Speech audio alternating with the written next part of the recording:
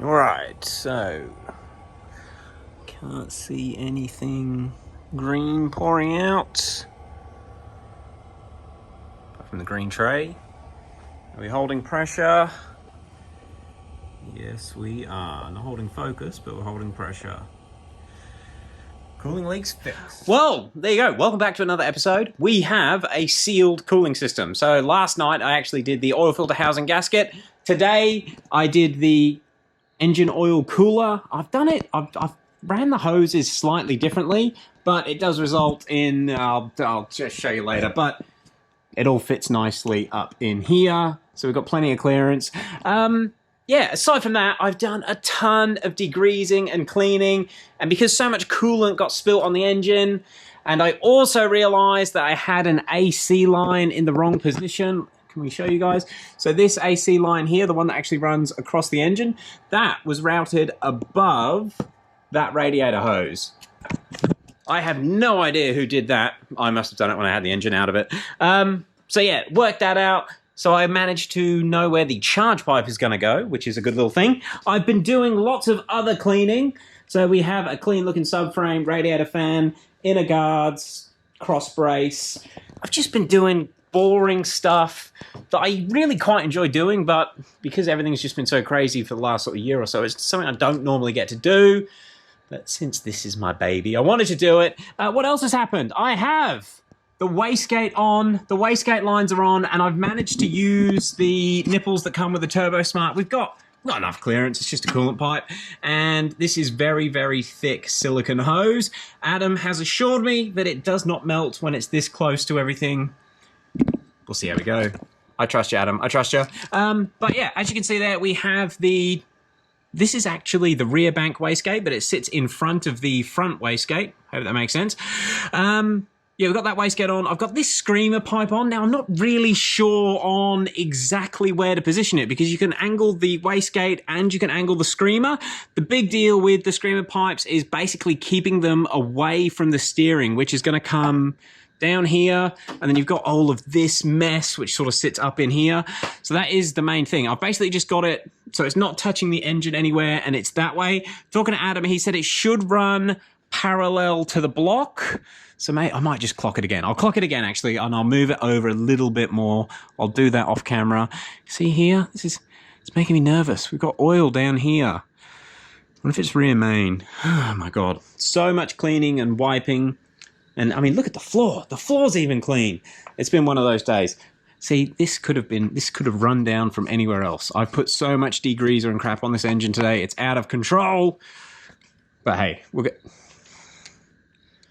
Why is it dripping? Why is coolant dripping out of the rear? Oh my gosh. How? Makes me nervous, guys. There's not even anything on the back of an N54 that could... Oh, this is the head gasket. Oh my God. I'm pretty sure it's good. We've done a pressure test. It was holding pressure earlier. It's fine. I'm just worrying. I'm sure it's going to be fine. Okay, so what I'm going to do from here... something else that I will just point out. The other day, I'd actually routed this oil drain line going forwards. It actually needs to come back on an angle like this. And the reason for that is I don't know, but that's the way Adam's done it. And it will sit... I don't even know if the GoPro is going to pick it up, but it'll basically loop around and then go to the turbo, so the oil's going to come out with gravity and get forced down here, although it's going to be going again. I don't know. We'll see how it goes. Adam reckons it's fine. His turbo doesn't smoke. We should be good, but that is where that pipe's going to go. I do need to get the other screamer on and go to there, so I might do that. I'll get the other screamer on, and I'll give you guys an update shortly. And it's not that important, but I just wanted to show you guys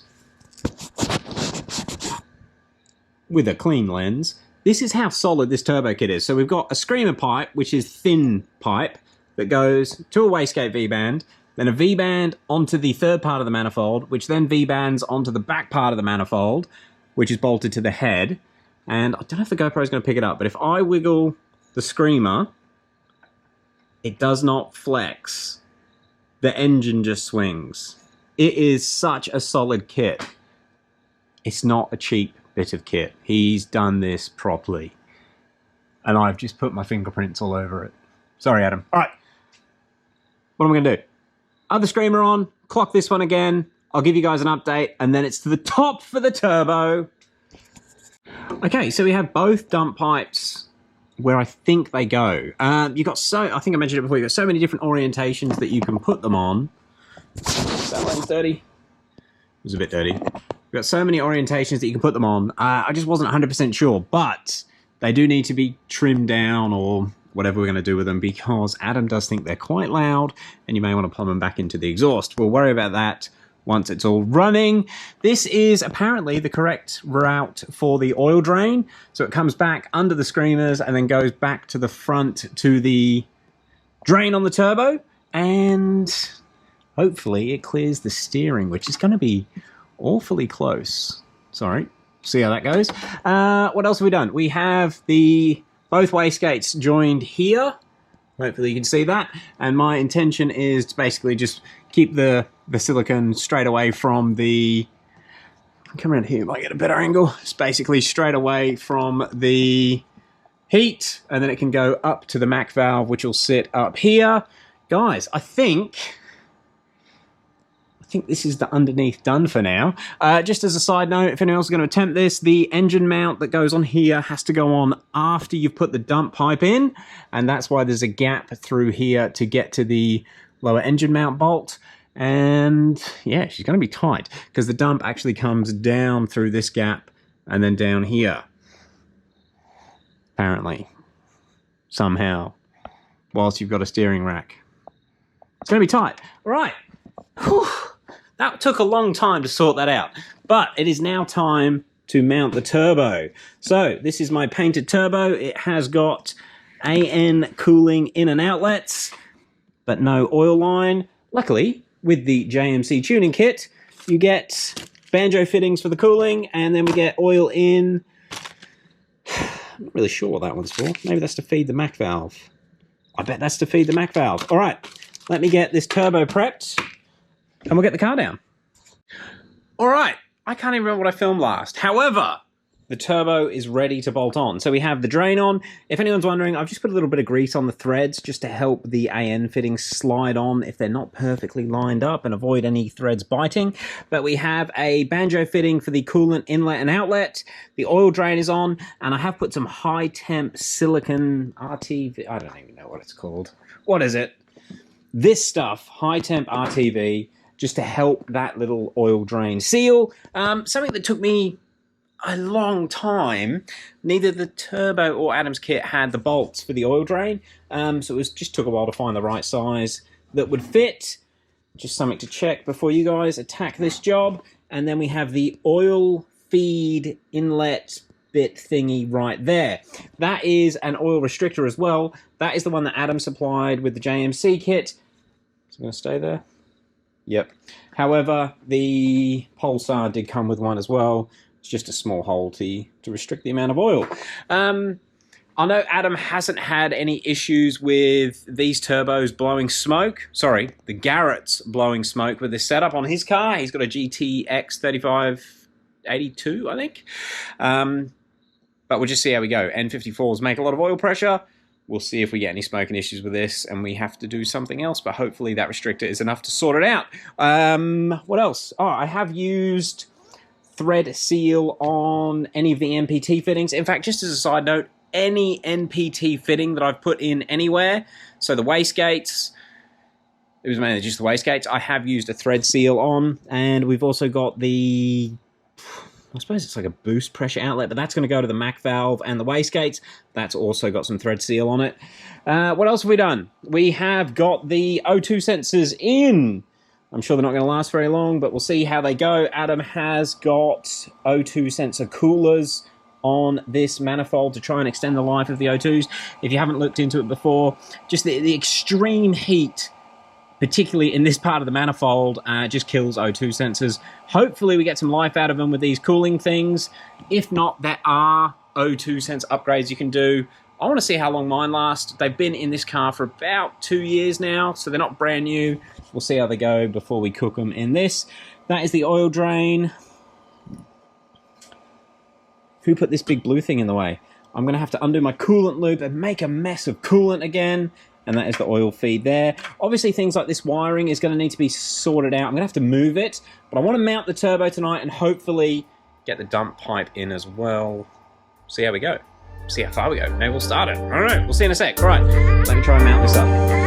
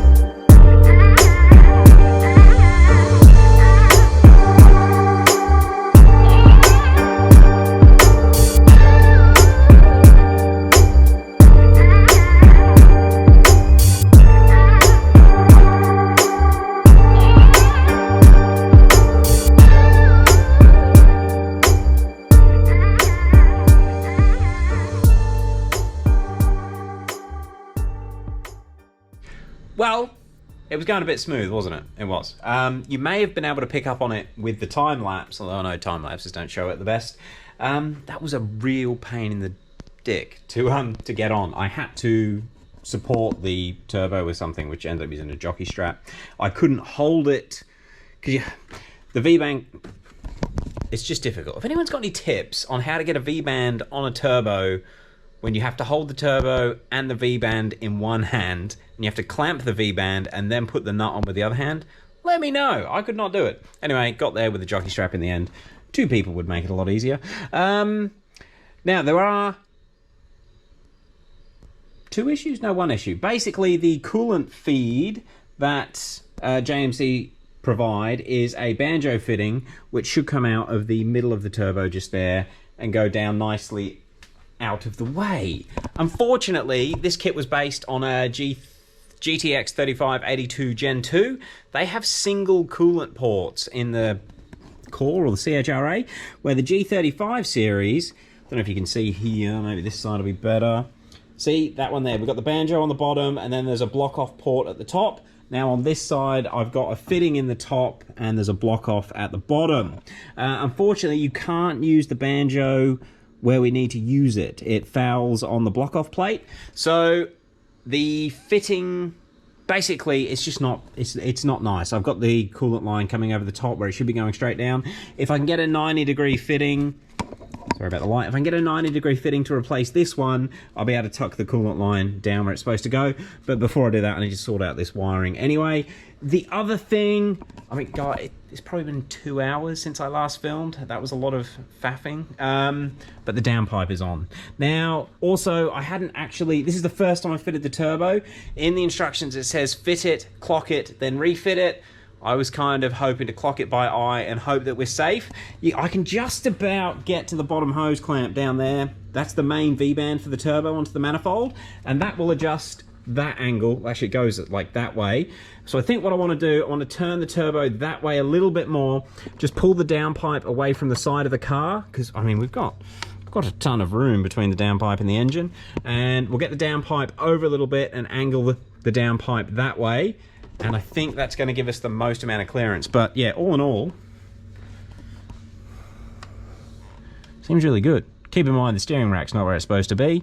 But yeah, also, it was on my mind a bit of a concern about how close the downpipe gets to the windscreen reservoir fill, this little tube. Adam has had no issues with his melting, and he's been running his around since Christmas. So I assume with the heat wrap and getting it over, they don't melt. I don't know. Maybe we're going to melt a lot of stuff once we start winding it up. But my God, starting to look pretty serious. Also, this is going to have to clock down a little bit that way as well for the charge pipe, which tucks around. Hey, and now we can see it here. This AC line on this car, that AC line there was actually above this coolant line. That was throwing me off for a long time. But now we got it all sorted. Yeah, guys, tomorrow I'm going to basically reclock the turbo, see if I can get a 90-degree fitting. If not, I'll just run it with this fitting for now. I mean, it's sealed, it works, it just looks a bit funny. Maybe you won't see it when we've got the charge pipe on. We'll see how we go. But tomorrow, with a bit of luck, we'll start this thing up. Obviously, we're going to have to get a custom exhaust sorted. I'll just show you guys there. That's where the downpipe comes down, and it just needs a piece to join into the other exhaust, and we need to get those... get the... I forgot what they're called. Get the screamer pipes sorted out as well, because they need to be reconnected and plumbed back through the catalytic converter. Officer. Right, that'll do. What's the time? It is 12:30 in the morning. I'm going to go edit this. I'll stick it up online, and you guys let me know your thoughts, but we're getting close. I can't even remember if there were things I was supposed to have told you about the install, but we're getting there. Yeah, well, we learnt one thing. The GTX 3582 will need a different coolant line, different coolant fitting to the G35 or the G35 series, but definitely not the end of the world. We're there. All right, guys, thank you for watching. Let me know what you think. Catch you tomorrow.